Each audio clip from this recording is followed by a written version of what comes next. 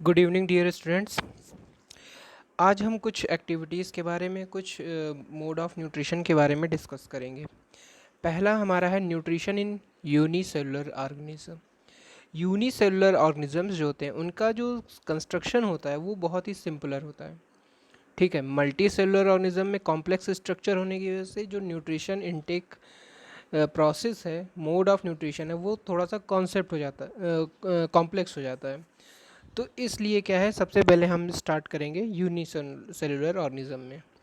Unicellular organism जैसे जो हमारे ये प्रोटोजोआ है या फिर हमारे अमीबा पैरामीशियम है, जो ये यूनिसेलुलर ऑर्गेनिज्म है, बैक्टीरिया ये किस तरह से न्यूट्रिशन को एब्जॉर्व करते हैं, कैसे न्यूट्रिशन टेक करते हैं, मतलब कैसे लेते हैं न्यूट्रिशन, इसको समझाया गया है यहाँ पे न्यूट्रिशन यूनिसेलुलर ऑर्गेनिज्म में। जैसे प्रोटोजोआ हो गया, अमीबा हो गया और पैरामीशियम। उसमें से हम क्या करेंगे, बाकियों को ना लेकर के अमीबा को हम लेंगे।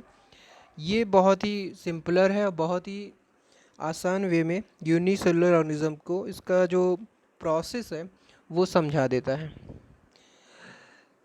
जो मोड ऑफ न्यूट्रिशन है अमीबा का, वो क्या है, होलोजोइक है। जो हमने क्लासिफिकेशन पढ़ा था वहाँ पे होलोजोइक पढ़ा था ना, जो ऑर्गेनिज्म को पूरा इनगल्फ कर ले, या जो किसी फूड को जिसको खा रहे हैं उसको पूरा का पूरा क्या करते हैं, एब्जॉर्व कर लेते हैं, तो उसको कहते हैं होलोजोइक न्यूट्रिशन। तो अमीबा का जो न्यूट्रिशन है वो होलोजोइक होता है। और जो ये प्रोसेस होता है, जो प्रोसेस है, प्रोसेस उसको क्या कहा जाता है, इस प्रोसेस को पूरा कि किस तरह से अमीबा न्यूट्रिशन को एब्जॉर्व कर रहा है, उसको कहते हैं फैगोसाइटोसिस।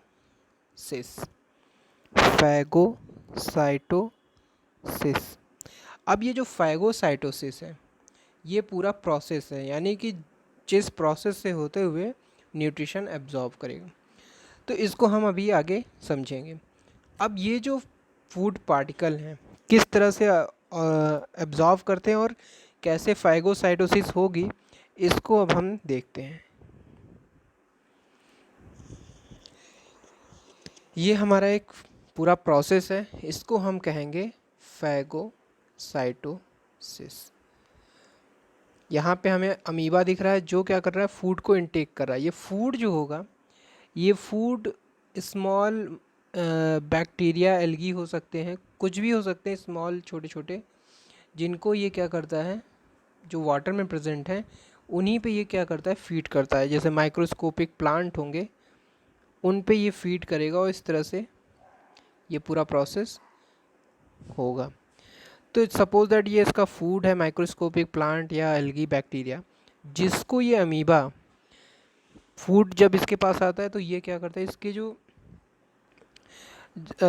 इसका स्ट्रक्चर है थोड़ा सा चेंज होता है और वहाँ पे डेवलप हो जाते हैं क्या, स्यूडोपोडिया। ये जो दो फिंगर लाइक स्ट्रक्चर हैं जो बाहर निकले हुए हैं, ये स्यूडोपोडिया कहलाते हैं। और इसी के अंदर क्या होता है, फूड को ये क्या करते हैं, इनटेक कर लेते हैं, फूड को इसके अंदर ले लेते हैं मूव करके।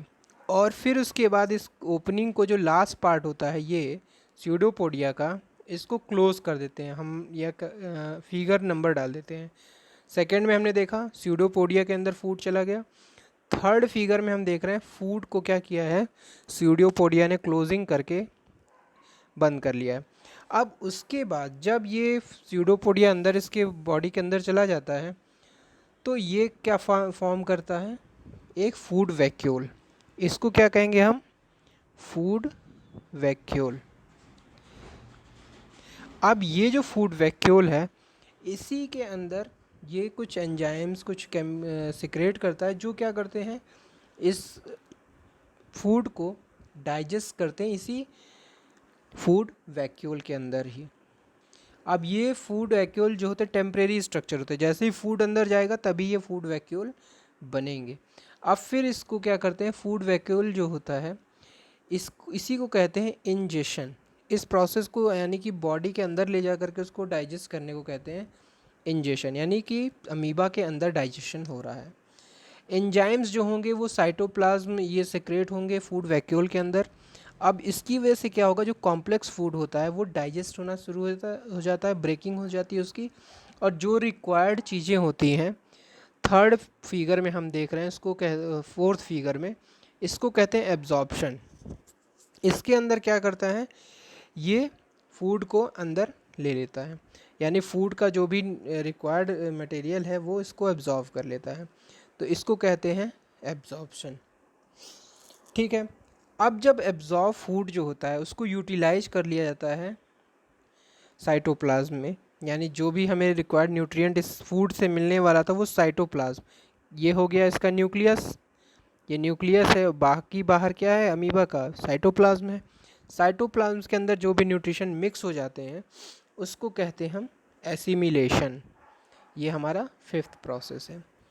सिक्स्थ प्रोसेस में जो भी रिक्वायर्ड चीज़ें डाइजेस्ट होने के बाद और एब्जॉर्व होने के बाद, एसिमिलेशन के बाद जो बचती हैं, जो कि वेस्ट मटेरियल है, उसको एजेशन के थ्रू क्या करते हैं, इसे बाहर कर लेते हैं। अनडाइजेस्टेड अनएब्जॉर्ब फूड होता है उसको थ्रू आउट कर देता है अमीबा, बाहर निकाल देता है, और ये इसकी सरफेस पे ओपनिंग, जो स्यूडोपोडिया बंद हुआ था वो ओपन हो जाता है और ये बाहर वापस निकल जाते हैं, और ये हमारा सिक्स्थ स्टेप हो गया। तो फर्स्ट स्टेप पे फूड उसने देखा, फिर इंजेशन हुआ, सेकेंड स्टेप में स्यूडोपोडिया डेवलप हुए और उन्होंने फूड को इनटेक किया। डाइजेशन थर्ड स्टेप में हुआ, जिसमें कि फूड वैक्यूल फॉर्म हुआ और फूड को उन्होंने डाइजेस्ट करना स्टार्ट किया एंजाइम्स को फूड वैक्यूल में सेक्रेट करके। देन फोर्थ स्टेप क्या हुआ, एब्जॉर्प्शन, जो भी न्यूट्रिएंट्स थे वो एब्जॉर्ब होना शुरू हो गए फूड वैक्यूल के सरफेस पे। अब फिर क्या हुआ, एसिमिलेशन, जो एब्जॉर्ब किया था न्यूट्रिएंट्स, जो भी रिक्वायरमेंट थी जो फूड से मिल रहा था हमें, वो मिक्सअप हो गया साइटोप्लाज्म में, उसको कहते हैं एसिमिलेशन। और सिक्स में क्या है, जो वेस्ट मटेरियल है, जो अनरिक्वायर्ड चीज़ें हैं, उसको अमीबा के बाहर निकाल दिया गया, इसको कहेंगे हम एजेशन। तो ये 6 स्टेप हैं, इन 6 स्टेप्स को कॉपी में बना लीजिएगा और बहुत अच्छे से इसको प्रिपेयर कर लीजिएगा। ठीक है, ये पूरा प्रोसेस 1 to 6 तक जाने को कहते हैं फैगोसाइटोसिस। तो इसी को कहा जाता है फैगोसाइटोसिस, और ये बहुत ही इंपॉर्टेंट है, बहुत ही छोटा है पर बहुत ही इम्पॉर्टेंट है। जो इसके ये स्यूडोपोडिया बनते हैं वो टेम्परेरी स्ट्रक्चर होते हैं, जब फूड आएगा तभी ये बनेगा फिंगर लाइक और इसे क्लोज करेगा, बाकी टाइम ये आपको अमीबा में नहीं दिखेगा। ठीक है, वैसे ही फूड वैक्यूल भी एक टेम्परेरी स्ट्रक्चर है, जब फूड इनसाइड में आएगा तभी ये फूड वैक्यूल फॉर्म होते हैं, नॉर्मली कोई वैक्यूल इसमें फूड वैक्यूल नहीं फॉर्म होगा। नेक्स्ट हम पढ़ते हैं, इसको कॉपी में ड्रॉ करके इसको बहुत अच्छे से बनाइएगा, फोटोसिंथेसिस।